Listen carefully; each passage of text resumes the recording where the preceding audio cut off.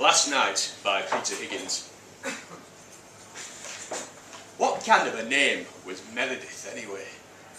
Meredith. You couldn't be a famous painter with a name like that, could you? Meredith Walker. He shook his head a little. He wondered why he was here. Her little front garden was full of what his father would no doubt call crap, but which Meredith called art. Michael was still undecided. But he knew why he was here. He had to say goodbye. But, of course, it wasn't goodbye. He'd still be coming home for things like Christmas and holidays and things like that. Right? Right.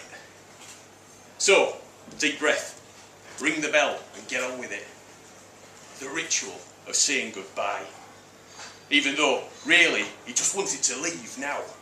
Get on the train tomorrow morning. Why wasn't it tomorrow now? And just leave. And suddenly, he'd be living in London. And there would be art college. And he would start a band.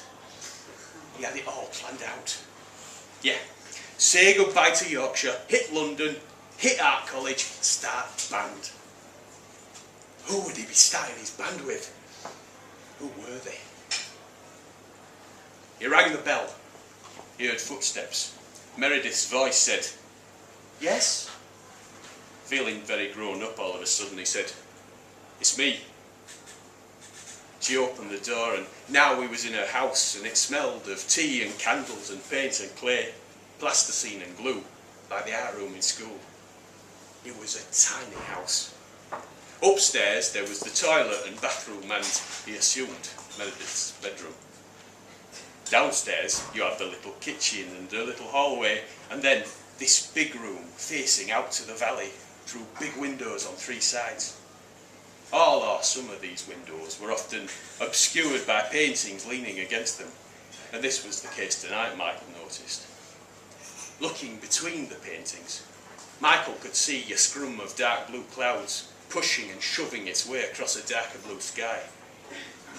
He wanted to remember all this exactly, so that years later, not too many years later, he could tell the music journalist all about it. The guy from NME, the guy from Melody Maker, maybe even the guy from Rolling Stone. There was a low smoked glass table in the middle of the room, and a red glass bowl on it, and lighted candles floating in the water in the bowl, and some petals or something. Not much other furniture. An easel, no chairs.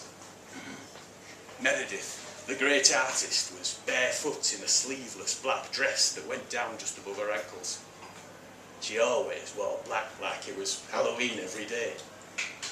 She said, "Make yourself comfortable. Look at some art, if you can stand it." Then she half ran, half tiptoed off to the kitchen. Silence. He looked at some art. He could stand it. There was a large painting leaning on its side. It was maybe 6 feet by 9, and it was entirely white, apart from these words in big black letters, carefully painted to look tight. Flowers, number 6, Meredith Walker. 6 centimetres by 8 centimetres, oil on canvas. 1987, courtesy of the artist. Next to it, on the floor, in a neat dark brown frame, was this tiny painting of some blue and red and yellow flowers. This second picture was about the size, roughly 6 centimetres by 8, of the little information panel you'd have next to a picture in the gallery. Meredith came back in, holding a tray on which stood 2 steaming little glasses with metal handles and 2 oranges, one of them peeled. Meredith had long, crinkly blonde hair and eyes that looked closed even when they were open. He didn't know how else to describe them. Her eyelids were always lowered. Maybe that sounded better.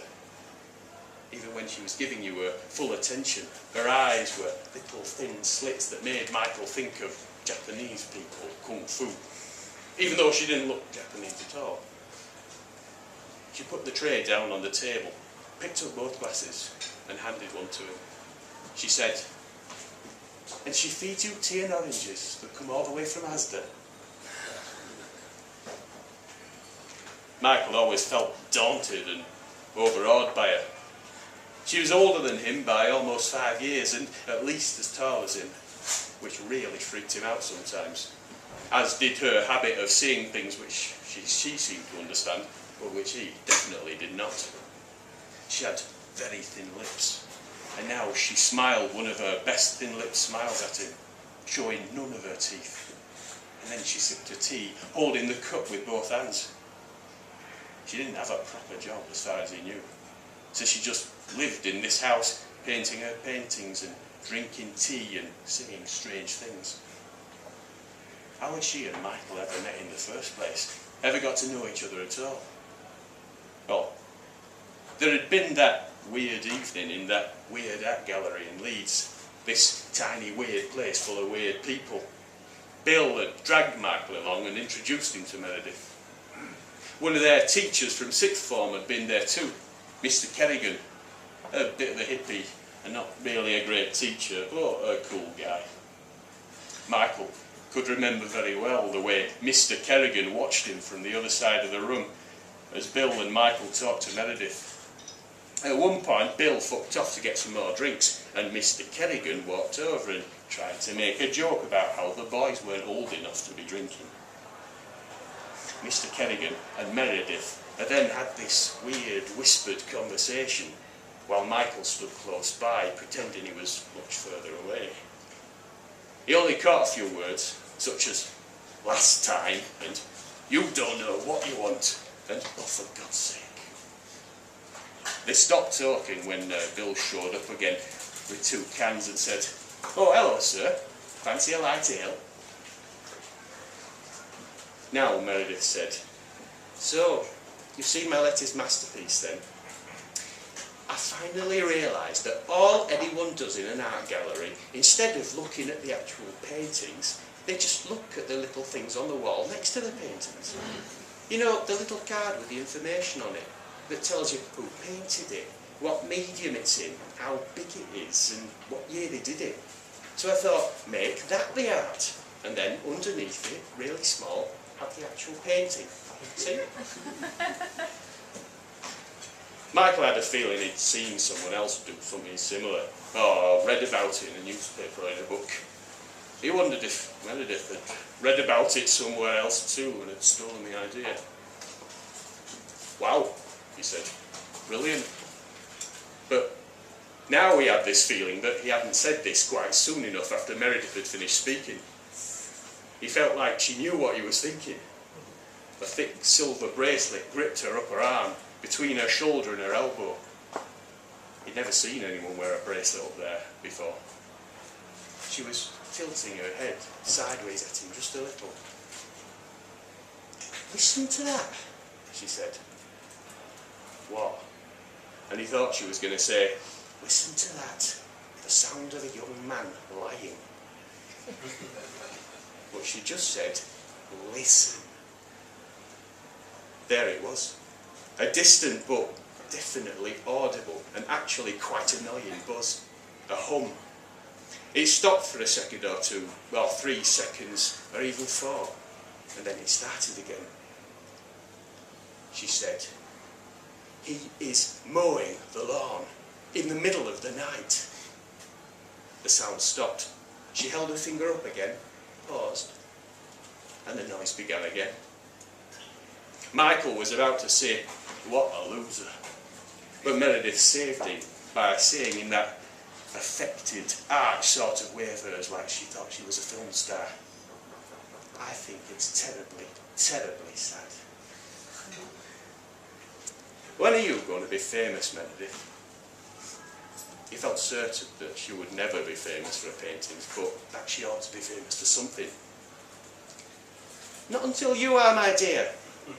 I heard you sang a little song at Leslie's birthday party. Spotty teenagers vomiting cider and smoking and lapsing into unconsciousness. God, I wish I could have been there." A flower-shaped candle floating in the bowl went out, and the wick drew a thin grey line which hung in the air and folded in on itself and collapsed.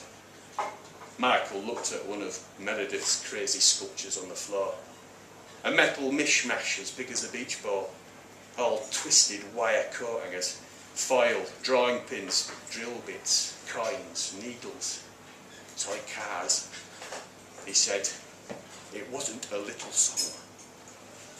She looked at him with that smile that drove him insane, and she said, I'm sure you're right. Then she changed the subject. You're leaving tomorrow? Yep. Flying into the future. I'm going on the train.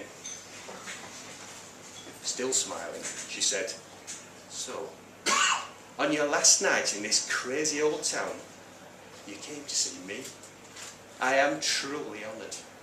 So, what shall we do? Did you have anything planned? Have you ever seen him?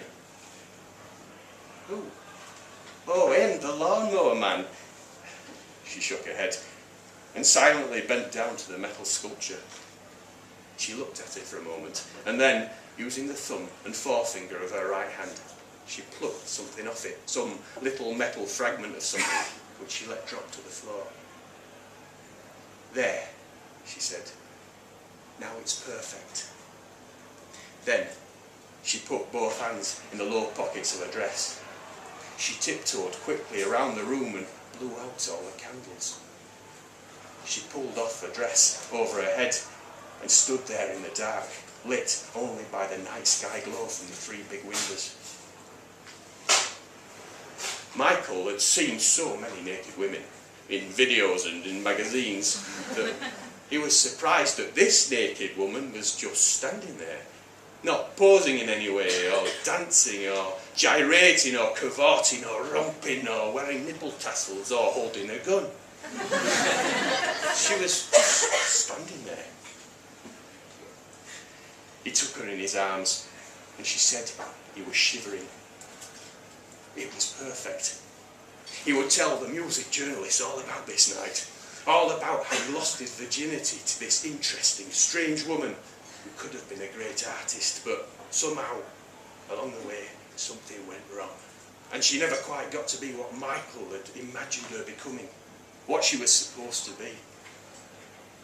And outside, somewhere, not far away, someone was mowing his lawn in the middle of the night. That was the most important detail, he felt, and even though the noise had stopped, he would tell the story with the noise still going.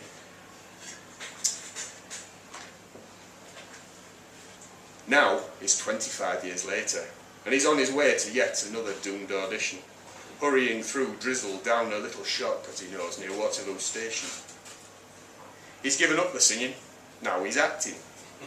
Trying to act.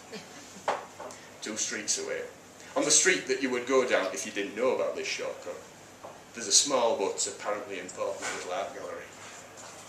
In this gallery's window, there's a large poster advertising an upcoming show by Meredith Walker.